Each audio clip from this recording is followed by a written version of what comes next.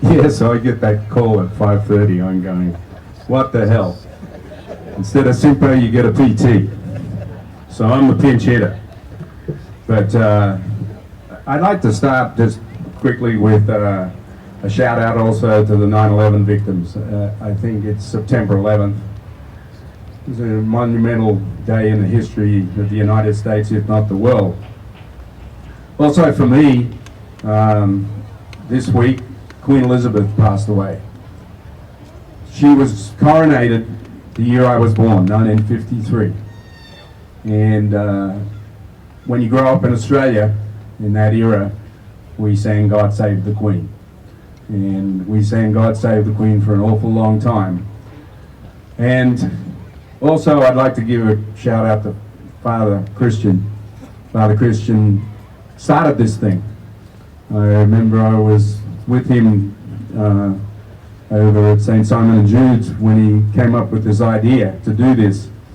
And we wouldn't be here if it hadn't been for his foresight to get all the religions together, which I thought was really thoughtful of him, because sometimes the religions can be selfish and not want to cooperate together. And so, and finally, a shout out to Sumo and Fig, because those guys have been a big part of this too. And I go today, what the hell am I going to talk about? Well, it was quite easy actually, because the last couple of days I've been in Orlando, Florida for the Surf Expo. I flew home on Friday night, a little bit of a rough landing in LAX into the hurricane. And I had spent a couple of days over there with a peer of mine, a great friend by the name of Sean Thompson, who's the world champion the year after me. And Sean has become a professional speaker at the highest level, speaking to Fortune 500 companies and inspiring and motivating. And he has a new book out, which he spoke of when he was over in Orlando the other morning, and it's called The Surfer and the Sage. And on the front cover it says this, pretty appropriate to today, a guide to survive and ride life's waves.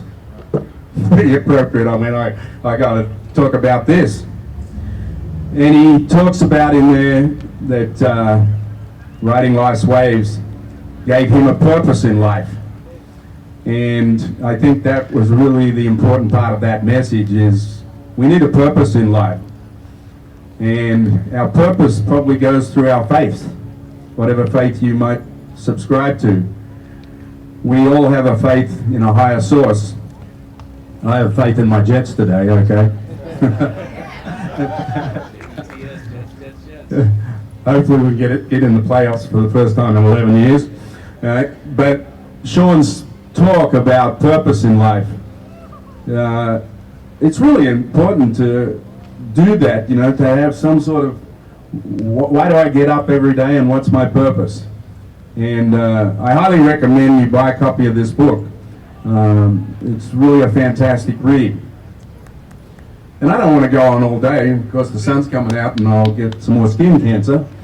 But I also then got out a piece that when I first got to America some 40 plus years ago, my mother had sent me, because now I'd left the home country.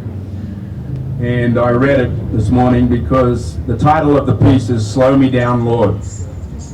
And I think that's super important every day. We slow ourselves down a little bit and have a purpose, but we got to smell the grass and smell the roses every now and again. I think we're caught up in this society where everything's like a breakneck pace. And if anything we can do with our new generation who move at the speed of light. I have a 12-year-old granddaughter. Oh my God, I can't believe you can't keep up with these kids anymore. I mean, they have these things in their pocket, which I like to say, thank God these didn't exist in most of our generations, because we'd all still be in jail, right? is I think we need to smell the roses and slow down a little bit. Slow me down, Lord. And I'd really like to close with that and reflect that every day get up with some purpose and just slow it down a little bit. I really appreciate his speaking on behalf of the Interfaith Council. And it's great to see everybody out. And let's enjoy this Sunday.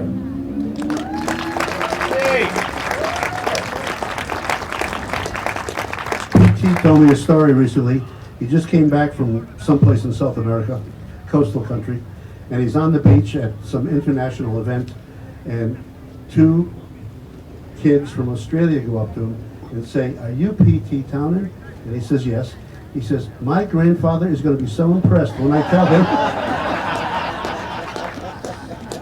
I got to add to that because there's a new generation of young Australians on the Pro Tour. I was down there for the World Championship Tour, and there's like 3 or 4 new kids, and I didn't know them, and so I went up to one of them, Jackson Baker from Newcastle, and introduced myself, which I like to do, and he goes, "Hold on a second, gotta get my phone, I need a selfie now."